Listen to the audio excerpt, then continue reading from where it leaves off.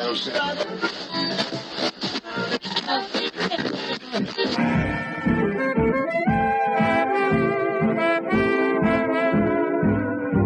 is the Relic Radio Show, old-time radio entertainment still standing the test of time, from relicradio.com.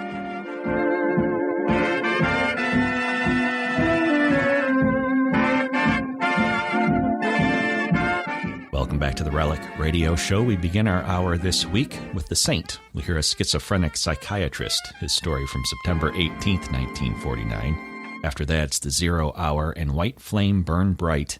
That story first aired May 20th, 1974.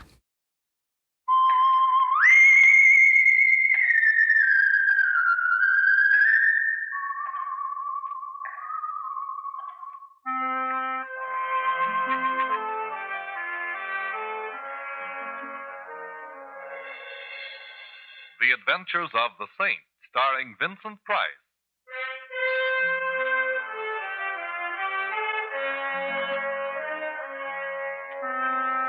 The Saint, based on characters created by Leslie Charteris and known to millions from books, magazines, and motion pictures. The Robin Hood of modern crime now comes to radio, starring Hollywood's brilliant and talented actor Vincent Price as the Saint. Hello. Who is... Oh. How is my favorite shipboard acquaintance this evening? Oh, Simon, you startled me. I could hardly see you through the fog here on deck. Oh, yes, it is getting thicker, isn't it? But I suppose it's to be expected. Last night, nature went on a binge of moonshine, and this is her foggy morning after. Oh, only it's evening. How can you tell through the fog? You know, you have a very pretty laugh, Barbara. I'll listen for it in all of your pictures from now on. Thank you, Simon. But I'm not going to make any more pictures. I'm retiring. Retiring? At the peak of your career? I'm just tired of pictures, that's all. Barbara, you'll never be able to run away from it. What do you mean? I'm referring to whatever it is that frightens you. Why don't you tell me about it, Barbara? There's nothing to tell. I'm tired. I need a rest. Please, Simon, don't make me talk about it. There's some things that... Simon, is that someone standing there?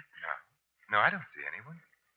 Oh, you are nervous. Oh, Simon, if only I could confide in someone, if I could tell you what I... Perhaps I already know more than you think I do. You're cold. Yes. Where's your wrap? Over there someplace on one of those deck chairs. I'll find it. I don't see it here, Barbara. Are you sure you... Barbara! Behind you! Look out! Barbara! Barbara! Man overboard!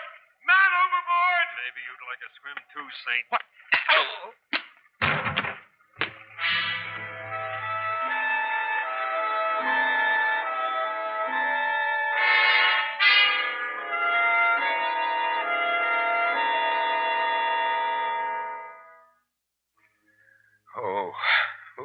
Mr. Templar? Mr. Templar? Hello. I suppose the usual question is, where am I?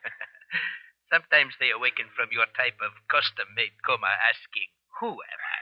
Evidently, I wasn't hit quite that hard. I even remember who you are, Dr. Norman. It is Dr. Norman, the celebrated psychiatrist, isn't it? Yeah, that is very good, Templar, but I'm afraid I must still confine you here to the ship's infirmary for a while. Huh? Possible concussion, you know. See, tell me what makes a famous neurologist like you pose as a mere ship's doctor. I'm really not posing. Partridge, the ship's physician, is ill. I was within earshot when I heard the familiar call, is there a doctor in the house? And, no, Simon, don't try to get up. I have a flask here. If a drink will make you happy. Oh, not right now, thank you. As I recall, I have some unfinished business to attend to. Barbara? Yes. Was she? They couldn't find her in the fog. She's gone. Poor Barbara. Yes, it was a horrible accident. Horrible, yes. Accident, no. You mean to say she didn't fall overboard? She was murdered. Murdered? But who? I think I know who. Ooh, my head. It feels like the Aberdeen Proving Ground. Yes, I will mix you a sedative.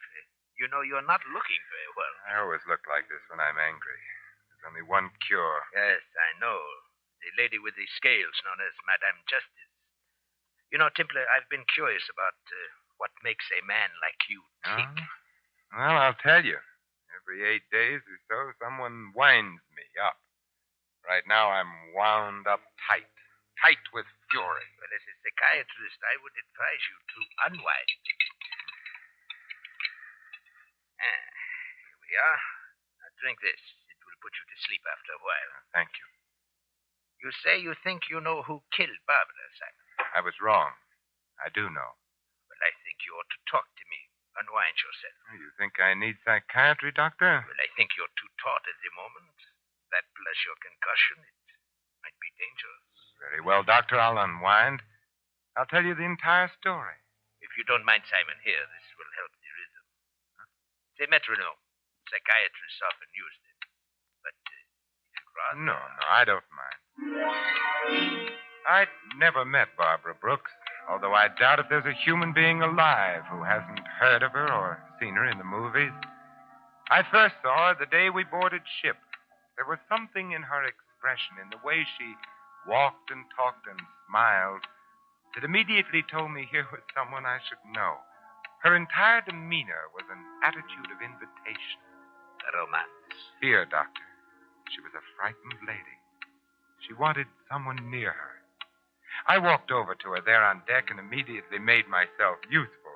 Her steward evidently had become busy elsewhere, so I tipped my hat and said somewhat idiotically, get your program here, lady. You can't tell the staterooms without the numbers. I beg your Your pardon. steward seems to have deserted you. Oh. I've sailed this scow before, so if it's the direction to your stateroom you're looking Well, for... I would like to know. I would too. Number, please. A36 main deck. Thank you very, very much. It's this way. My name's Templar. Simon, for short. And, of course, you're Barbara Brooks. You know, we passed the bar en route to A36 main deck. Does an old-fashioned with a new acquaintance sound inviting? It will a little later after... He's here on the ship. Ooh, there are several... Oh, I see. He's gone now. Turn the corner. Yeah, I think I saw the man you meant. Certain off-center gentleman named Rader. Rader, I don't know that name. Oh, surely you've heard of Phil Rader. He's just as big a star in his line of work as you are in yours. What is his line of work? Well, he's an exterminator of human beings.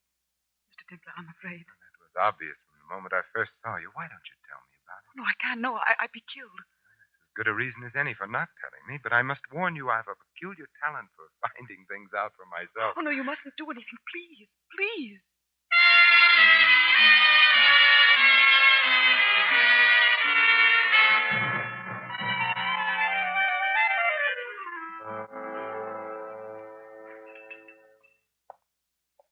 Hello, Rader. Well, the Saint. Mm-hmm. World's getting smaller. Yes, but I understand you're doing your share to see that it doesn't get overcrowded. Traveling for your health again, or just traveling? Just traveling. Rader, why does the mere glimpse of you rounding a corner start a lady's teeth to chattering? Lady, I don't know any ladies. Obviously. Maybe she thought I was someone else. Maybe. And if you're of a mind to annoy her, you'll wish you were. Look, Saint, just soak up sunshine on this cruise. Don't go poking in any dark places.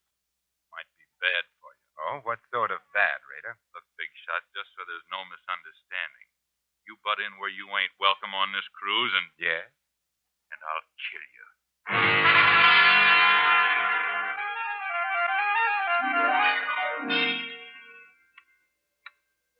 How is your head, Simon? And it feels as if a regimental crap game was going on inside of it with jet-propelled dice. You haven't drunk your sedative yet. Here. Oh, thank you. Shall I go on taking the load off of my concussion? Yes, by all means. I think I was present at the next sequence. Yes, Doctor, you were. It was the night of that ridiculous costume ball ship's captains are so fond of arranging. Yes. I remember. We were at the bar together. You were a pirate, I recall. Yes, and you were a clown. The ball was loaded with clowns, some of them not even aware of their clownishness. But it was gay and sprightly, and the music was good. I remember our conversation, Doctor. You suddenly appeared at my elbow and said in the most shivery, sinister manner... You know, Templar, I have a confession to make to you. Well, I'm always interested in confessions, Doctor. I've had a schoolboy crush on the beautiful Barbara ever since I saw her in pictures first. Tell me, what does one do about it? Well, I know exactly what I would do if I were you, Doctor. Yes. I'd consult the nearest psychiatrist. At the prices we charge? No, thanks. I was hoping you'd cut a fellow in on your acquaintanceship, Templar. But if you won't introduce me, won't you at least show me which mask she's hiding under?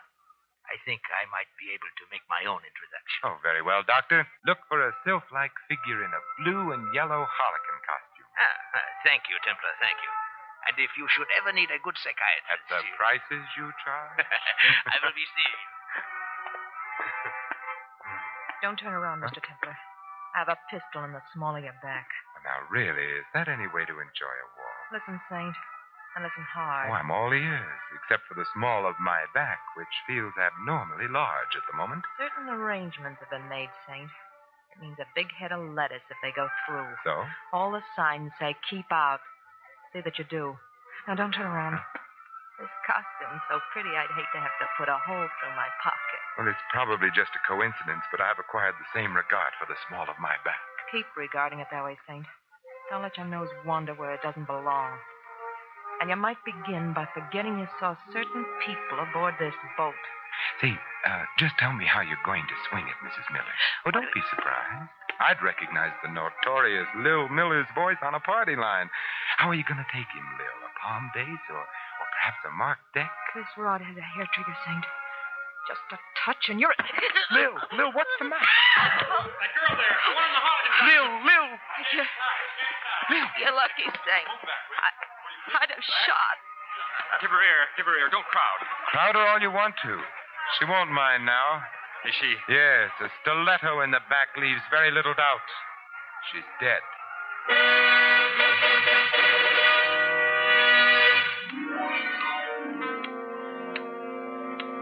You know, Simon, I would never have pegged the late Mrs. Miller for a professional card sharp. She was anything but the type. Professional card sharps are always anything but the type, Doctor. Yeah. And to think I actually played bridge with her myself, with a crook and a hot-headed one at that. Well, as my old grandmother used to say, Doctor, beware of lady thieves with red hair. I guess the lady's red hair accounted for the lack of insulation in her temperament. Oh, how does your head feel, Simon? Better, Doctor. Much better. You still haven't touched your sedative, you know. Oh, haven't I? I think you'll find that it helps, Simon. Here. Oh, thank you. Well, you know, shortly after the murder of Mrs. Miller, Doctor, I called on her bereaved husband and partner in crime. A very interesting visit it was, too. You have the knack for making all of your visits interesting, Simon. Tell me about it. Well, I found Miller in the bar, quenching his sorrow with the merry waters of the River of Forgetfulness. 50 grand in the palm of our hands and beep. No more Lil. No more Lil, no more sucker. No more sucker, beep. No more 50 grand. I see you valued your wife highly. Who was the sucker, Miller? Ha ha. You're funny. Tell me, what's Phil Rader cruising for, Miller? And don't tell me it's a coincidence he's on board the same ship. You get funnier and funnier. Why is Barbara Brooks so afraid of Rader?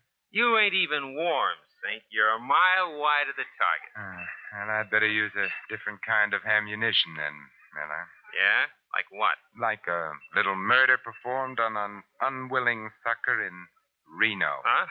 What do you know about that? You won't like going back to Reno, Miller. It gets hot in the summertime, especially in the penitentiary. Rader was with Lil and me on this deal. All right, Miller, put the zipper on. Rader. I wasn't going to say anything, Phil. Honest, I was just... Skip it, Miller. I always knew someday you'd show Canary Yellow.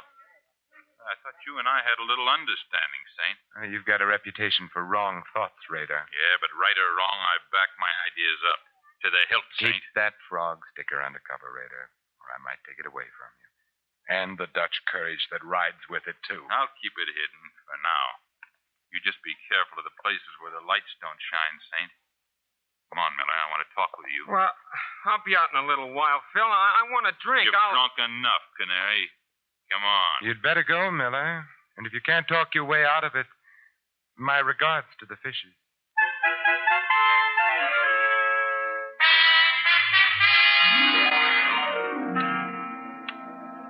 And I recall, it was shortly after Mr. Rader passed on his second warning that you and I met for the first time professionally. Yes, Doctor, the very next night. Well, I am very surprised at you. He'd warned you to stay away from dark places. Yes, Doctor, so he had. But I'm perverse by nature, and I like to poke around. I was strolling around the deck with Barbara, getting moonburned and trying desperately to get some more information. So wonderful having you near, Simon. I feel safe. Safe? I refuse to accept the compliment, particularly on a moonlit night at sea. I'm referring to danger, Simon, not romance. They're often the very same thing. I'd like to join the team, Barbara. Why don't you confide in me? Because if I did, we'd both be dead by morning. I must go now. Good night, Simon. Good night. Don't turn around, Templar. I've got a... I know. A gun pointed at the small of my back. That's it. Now keep away from Barbara Brooks. Am I clear? Clear enough. Anything else? Yeah. Just so it sinks in, Saint. Take this along to remember me by.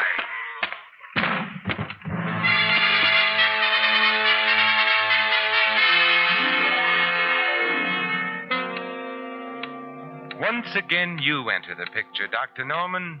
You found me there, lying on the deck, basking in moonlight. And blood. Go on, Simon. Tell me the rest of it. Well, after your neat job of vulcanizing me, thus saving me a trip to the ship's doctor and innumerable words of explanation, I hit upon a strategy, and my next visit found me calling in the lion's den. I tell you, you're being made a patsy, Raider. You're on the verge of being demoted back to second-class hoodlum. I can take care of myself. Well, I admit a minor sandbagging committed in your good name doesn't amount to much, Raider. But what if the same someone likes your name and decides to use it in other ways? What do you mean? I mean murder. You're a lead pipe cinch to pay for one of your own someday, Raider. But meanwhile, how would you feel getting hung for somebody else's shenanigans? I'd be annoyed. You sure would. Look, I'm not rigged up with no murder, Saint. Lil meant $50,000 to us alive. That's what we figured the sucker was good for. That's a good enough reason for wanting Lil among the present instead of the late, Raider. Tell me, what was the angle? Blackmail? Nah, nothing so crude, Saint. I sponsor the party, spot 'em, finger 'em, and oil 'em, and the Millers squeeze 'em through a deck of cards. Huh? The guy's a sucker for good-looking dames and card games, that's all. That sounds very uncomplicated, easy picking. The guy ain't had the coin long enough to be smart about it. Who's the guy? He makes water heaters. The fat man with the diamonds from Passaic. Yeah, that's the sucker. I should have tumbled. Looks like you did. I thought you were out for a bust-up. 50 G's a lot of money, Saint. I figured if I could scare you, it'd be insurance. How about Barbara Brooks? Deal me out.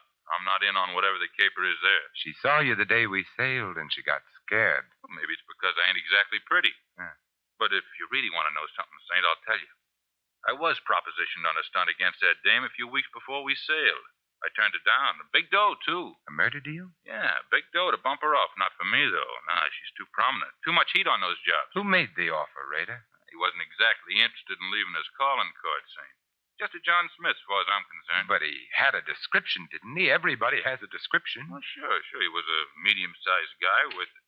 Hey, the lights. Who turned them off? Get down! Raider, are you... Brown tie.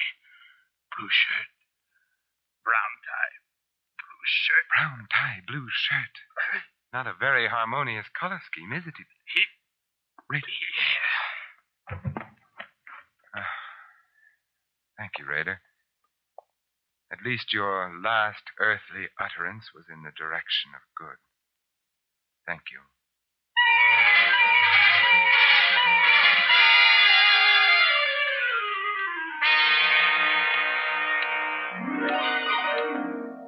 Brown tie, blue shirt. What did he mean, Simon? Well, it means that either the man for whom I search isn't a very fastidious dresser, Doctor, or else he's colorblind. Blue and brown just aren't worn together. Well, no, I'll take that drink now, Doctor. Oh, and the sedative I mixed for you. Your concussion. Later, Doctor, later. Very well. I can see that you're going to be a very difficult patient. I hope you don't mind drinking out of another medicine glass, eh? No, right now I prefer it. Say when? A little more, Doctor. Oh, that's fine. Has such a beautiful color, hasn't it, Doctor? Yeah, hasn't it, though? Aren't you going to drink it, Simon? In a moment, Doctor, when I finish my story. Oh, yes, of course, this story. Barbara's murder was next. Yes, huh? Barbara was next. But immediately before our last meeting on deck in the fog, Doctor, I found out what she was afraid of. You did? But how? It was easy. The steward had some keys. I had some money. The steward has enough now for that chicken ranch he's always dreamed of. You broke into Barbara's stateroom. Yes. Well, what did you find, Simon? Lingerie, perfume, stockings, and some letters, Doctor. Peculiar letters. Huh? Fan-made? Yes. Yes, and all from the same fan. A fan she was once engaged to marry, Doctor. A fan who loved her very much and hated her in equal proportions.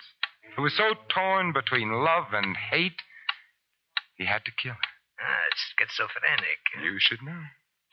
What do you mean? Well, you know the classifications. You're the doctor. Oh. Drink your sedative, Simon. A colorblind schizophrenic.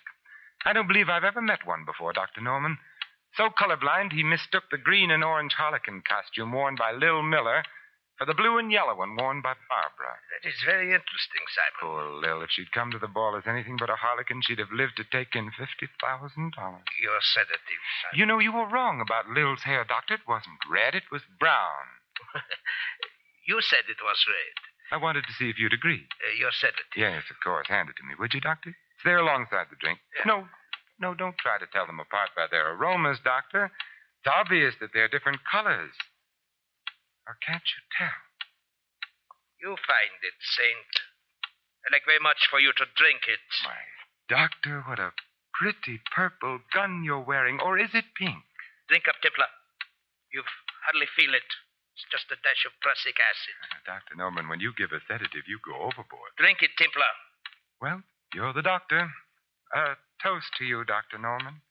To your green shirt, blue tie, and gray handkerchief, none of which match. Here's how. Oh, my eyes! You threw it in my eyes! It was a question of your eyes or my stomach, Doctor. My eyes, I'm blind! You'll get over it, Doctor, which is more than can be said of me if one of those wild shots of yours should hit me. I know I shouldn't practice medicine without a license, Doctor, any more than you should. But here's a sedative from me to you.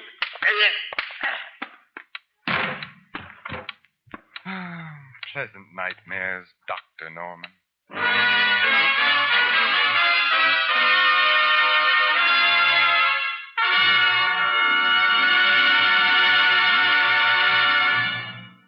You have been listening to another adventure of the Saint, the Robin Hood of modern crime. And now here is our star, Vincent Price. Ladies and gentlemen, in a prejudice-filled America, no one would be secure in his job, his business, his church, or his home.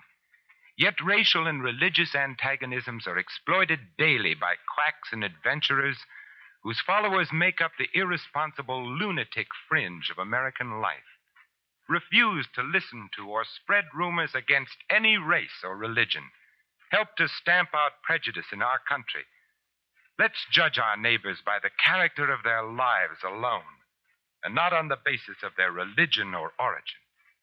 This is Vincent Price inviting you to join us again next week at the same time for another exciting adventure of the Saint. Good night.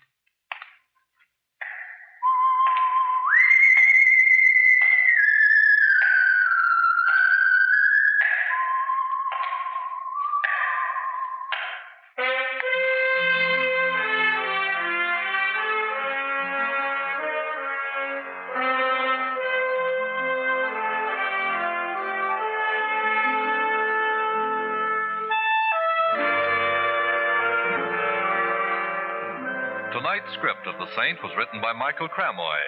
Our cast included Betty Lou Gerson, Gene Bates, Frank Gerstle, Bill Conrad, and Barney Phillips. The music was composed and conducted by Harry Zimmerman. The Saint, based on characters created by Leslie Charteris, is a James L. Safier production and is directed by Thomas A. McAvity. Vincent Price is soon to be seen in Harry M. Popkin's production of Champagne for Caesar, co-starring Ronald Coleman. All you Saint fans will be glad to know that the Saint comic books are on sale at all newsstands. Your announcer, Merrill Ross.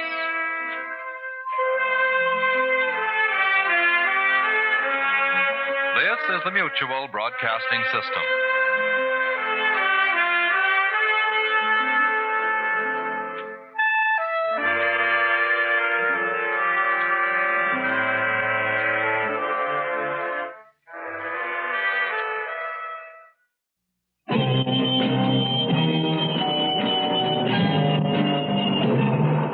Serling. You're listening to the Zero Hour. Rest your eyes.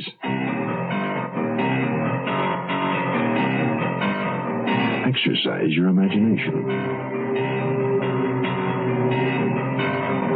Today, Glenn Hall Taylor's macabre adventure in pyromania. White flame burning bright. Starring Lyle Waggoner. In a Mutual Broadcasting System presentation of The Zero Hour. Brought to you by the Ford Motor Company, Beechnut Chewing Tobacco, Shenley Industries, Matoush Wine, and Kodak. This is The Zero Hour on Mutual Radio.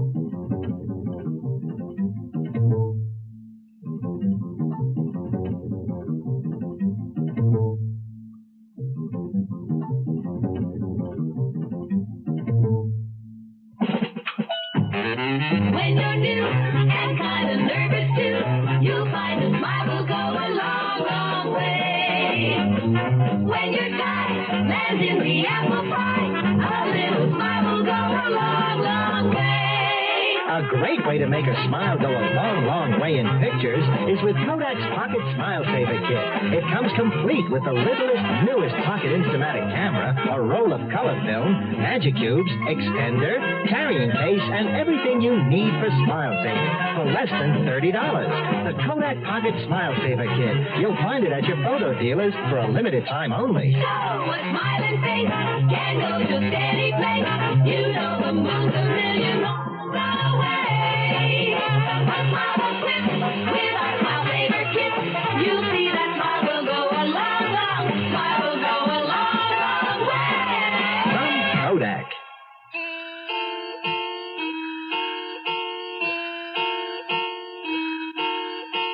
Arson. A terrifying word, even to those whose everyday job it is to seek out and combat its perpetrators. Sometimes arson is the work of evildoers in a so-called respectable strata of society. At other times, as in the present case, it is plotted in sordid surroundings, such as the dingy, run-down flat in a dying section of a big city occupied by Red Wheeling and his wife, Marge. Now it is early evening. Red in a soiled, threadbare bathrobe, and Marge in a faded housecoat, are seated at the old-fashioned oak dining table. Shuffle the deck, Marge. Oh, Red, I want to finish the funny. Oh, come on, shuffle. Okay. Good. Now cut them. Now look at the top card. Yeah? Now remember it and put it back in the deck. All right, now I'll shuffle again. Okay. Now, I haven't touched the cards, have I? No. Okay, count down 3 cards. 1, 2, 3. Now, the next card is yours. Turn it face up. That's the wrong card. Well, it can't be. The book says the card will be the one Hey, is right that you, at Mom? Yeah. Well, hello, Mrs. Davis. Well, what's with the bathrobe, Red? Oh, I was just resting. Resting? From what? Oh, now, Mom, will you go get dressed? What for? I found a job for you.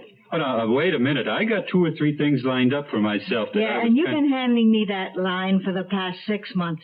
6 months in which you've been putting the bite on me for food and rent. Now I've had it. Now go get dressed. Well, wait a minute, Mrs. Davis. What is this job? You know that warehouse at 5th and Bedford? Yeah? Well, I just made a deal for you with a guy who's tied in with it. Oh, I don't want to work in no warehouse. You don't have to work there. All you gotta do is burn it down.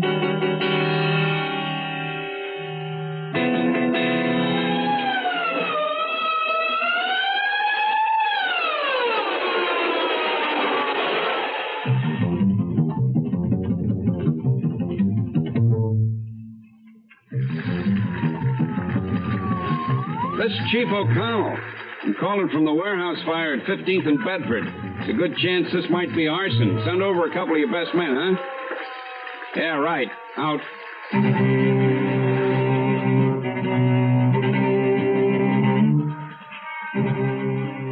Chief O'Connell? Right. Yeah, I'm Clem York, arson investigation. Howdy.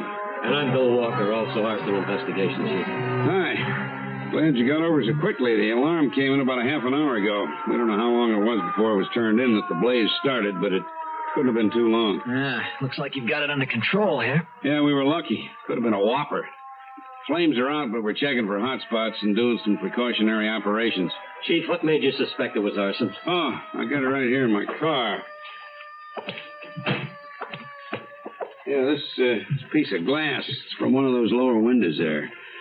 Doesn't look like ordinary smoke to me. I think it's from some chemical or some other material that develops an intense heat. Yeah, I think you're right.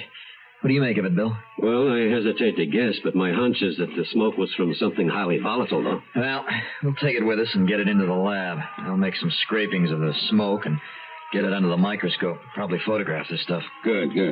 Is it cool enough over there for us to get close and poke around a bit? Well, yeah, but be careful, huh? Oh, by the way, Chief, any witnesses around when it started? No, I haven't found any so far. I've asked the police who are holding back the crowd and guarding the intersections to ask around. Well, let us know, will you? Yeah, will do. See you later.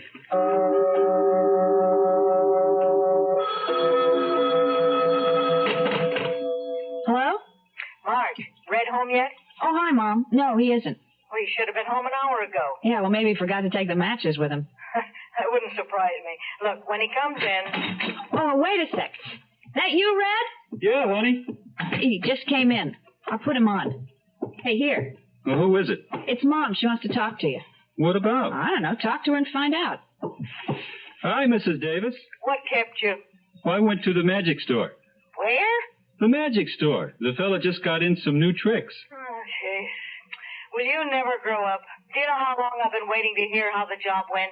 I'm sorry, Mrs. Davis. The job went okay. Did the place burn down? Well, it must have. When I left, the whole sky was lit up, and there were a lot of fire engines, too. Anyone see you? Well, of course not, Mrs. Davis. Good. Oh, Mrs. Davis, when do I get paid? I'm collecting from the man tomorrow morning. Would you bring my share over early, huh? What's your rush? Well, I want to buy some of those tricks before the guy at the magic store sells them to somebody else. Oh, brother. Hello? Hello? She hung up.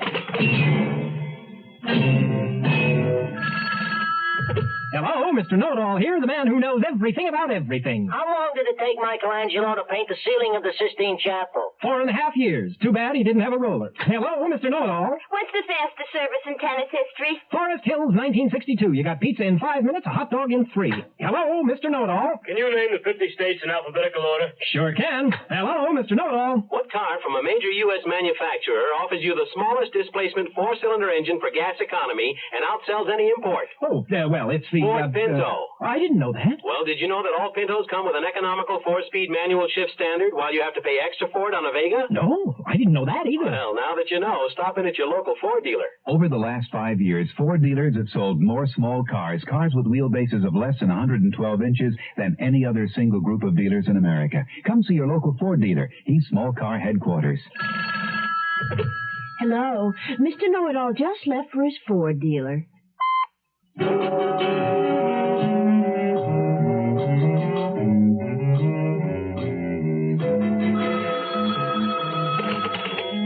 Arson. Clem York speaking. Oh, yeah. Bill Walker and I are working on that case. What'd you find out? That cinches it. It's arson, all right. Yeah, thanks, pal. Got something, huh? Yeah, the smoke on that glass was from magnesium. Real fireworks. You're not kidding. And there was nothing in that warehouse with a magnesium base. Well, that might tie in with something I got last night.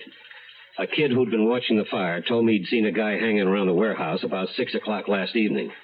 He threw away some cardboard boxes. Did the kid remember what the guy looked like? Well, just that he had red hair, was a young guy, maybe 25 or 30. He said another kid picked up the boxes. Kid I talked to said he'd get in touch with his pal and get the boxes for me, if his pal still has them. I told him I'd check with him this afternoon. Yeah, well, go ahead. Meanwhile, I'll call identification down at PD and get some mugshots on all the known red-headed arsonists. We could show them to the kids. Maybe we'll turn up something.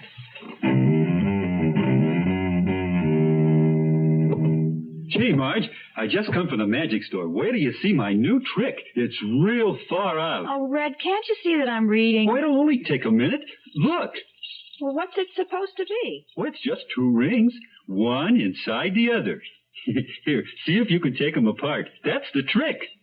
Oh, but for crying out loud, Red, I can't make it work. Oh, it's easy. Here, gimme. Now, wait a minute, Marge. I can do it.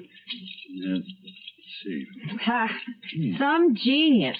Yes, well, that's funny. It worked at the store. You hear, Red? Yeah, right here, Mrs. Davis. You stupid jerk. You mental midget. What's wrong, Mrs. Davis? I send you out on a simple little job, and you blow it.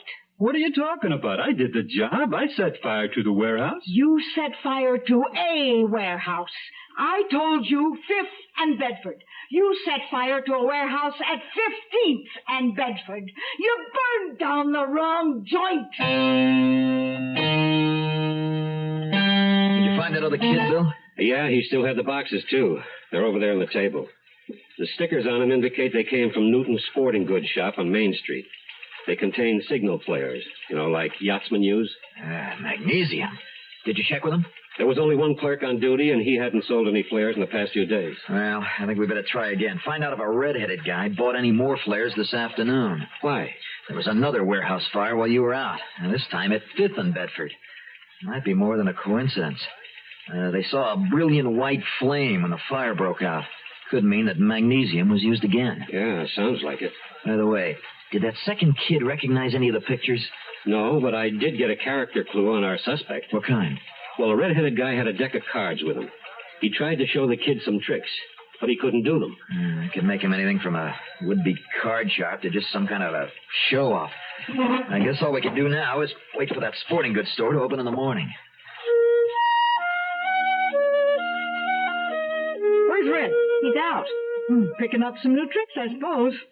There's one trick I wish that jerk would learn. Why, what's that? How to make himself disappear.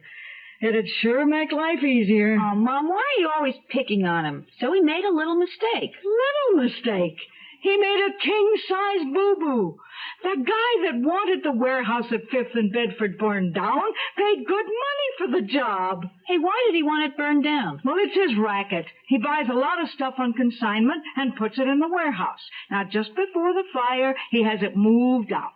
Everybody thinks the stuff is burned, so he declares bankruptcy to get out of hock and then sells the stuff to a fence and keeps the money. Oh. Well, then everything's going to be all right. How can you say that? Well, the reason Red's not here is that he went out to make things right for you. How? He left to burn down the 5th and Bedford warehouse. Now, that ought to make you proud of him. Oh, no. Why, what's the matter? That's Jughead. He's really fixed it now. What do you mean? He's setting the fire you wanted. When Red burned the wrong building, the guy figured the deal was off and moved all the stuff back into the warehouse this morning. Oh, now he'll really be bankrupt.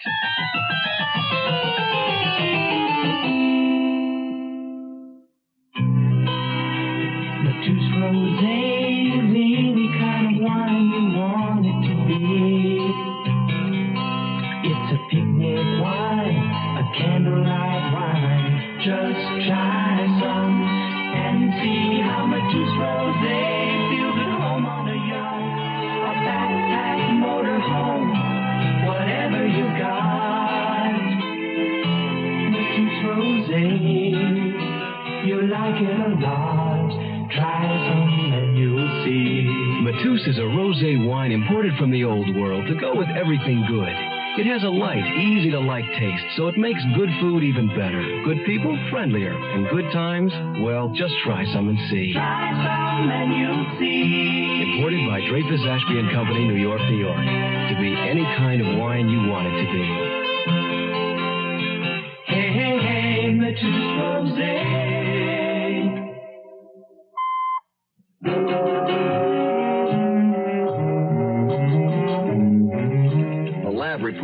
It's a window glass from the second fire, Bill. Magnesium. Yeah, it's got to be the same firebug. Well, we got a fix on him.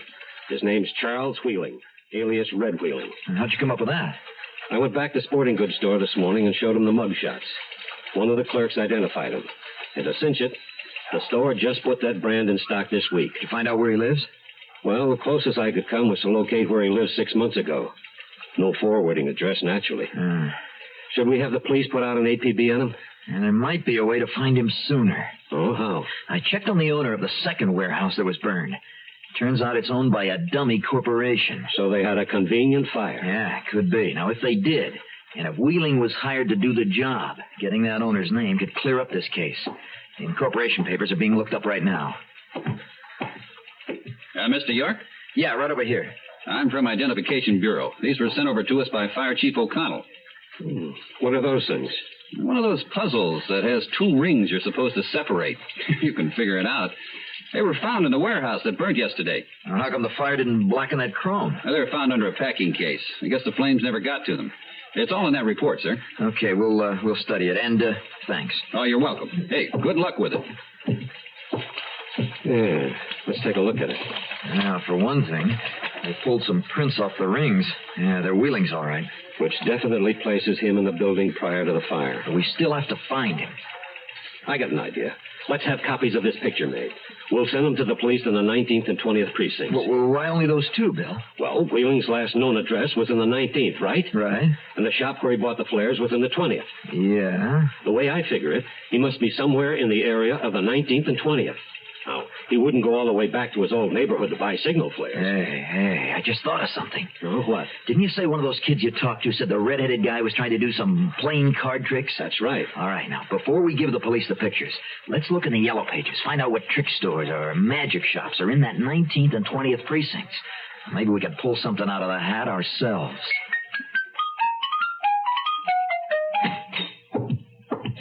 You guys home? In here, Mom. In here, Mrs. Davis. How long will it take you back? Back? What for, Mrs. Davis? That warehouse guy is gunning for us. We gotta split. We gotta get out of town fast. Oh, but why should we run away from the warehouse guy? I burnt down his building for him. Yeah, and everything he owned with it. He's got a gun. That's why we should run away from him. He wants to make little round holes in your big square head. Oh, well, okay, Mrs. Davis, but you don't have to get so nervous. I'll go. You just stay here. Stay here? You idiot. He's after me, too. Oh, that's terrible, Mrs. Davis. He can't shoot a woman. Oh, Red, please, come on, now get going. A man like that'll shoot anybody. The warehouse man. No, it's the cab driver. I brought you some extra bags. He's bringing them up.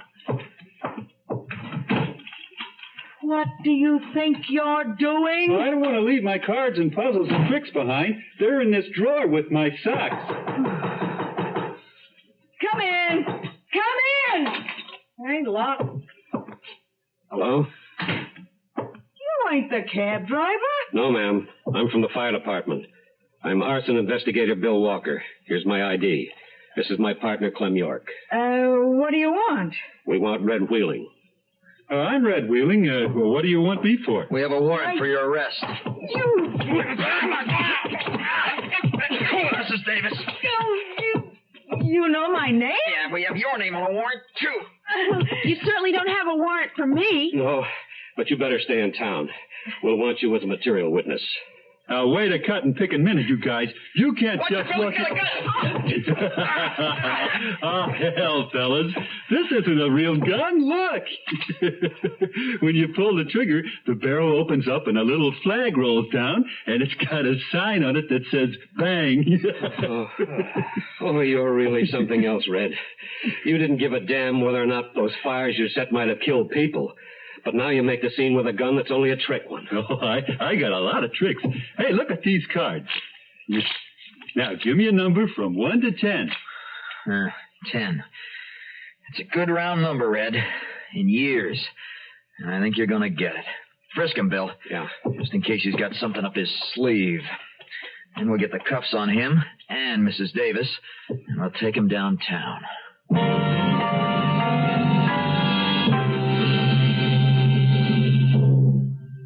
Now I work dig and ditch, and I'll never get rich, but I've learned me a lesson or two. You judge a good man by the dirt on his hands and beech nuts, the tobacco you chew. Since I was a kid, each thing that I did helped teach me what I'm telling you. When you fight, it's to win. When you're right, don't give in. And beech nuts, the tobacco you chew. The great thing about being raised around here is they raise you on beech nut chewing tobacco. Like they say, beech nuts, the tobacco to chew, cause it just keeps on getting better, moister, more satisfying. Beech nuts, all you ever need to learn about chewing tobacco. Now, Poppy might yell, but he taught us kids well, and most things he said I still do. I'll live by my word, don't repeat what I've heard, and beech nuts, the tobacco I chew. I'm Rod Serling. Close your eyes, exercise your imagination, and join us again on our next presentation of The Zero Hour. White Flame Burning Bright is a radio drama adapted by Glenn Hall Taylor. Lyle Waggoner was heard as Red Wheeling. Featured in the cast were Barbara Bowles, Vivi Janis, Herb Vigran, Jerry Dexter, and Bill Lally. Zero Hour, created by J.M. Collis, directed by Don Hills, is produced in Hollywood for the Mutual Broadcasting System by Radio Productions Incorporated. Music is composed and conducted by Stanley D. Hoffman. Rochelle Sherman, associate producer. This has been a presentation of the Mutual Broadcasting System. That's the Relic Radio Show for this week. Hope you enjoyed it.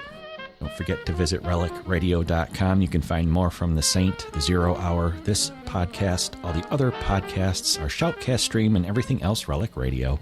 Relicradio.com for all of that. You can also donate while you're at the website, or visit donate.relicradio.com to go to the donation page. Your support makes all of this happen. Thanks to those who have helped out. Thanks for joining me today. Be back next Tuesday with another episode of the Relic Radio Show.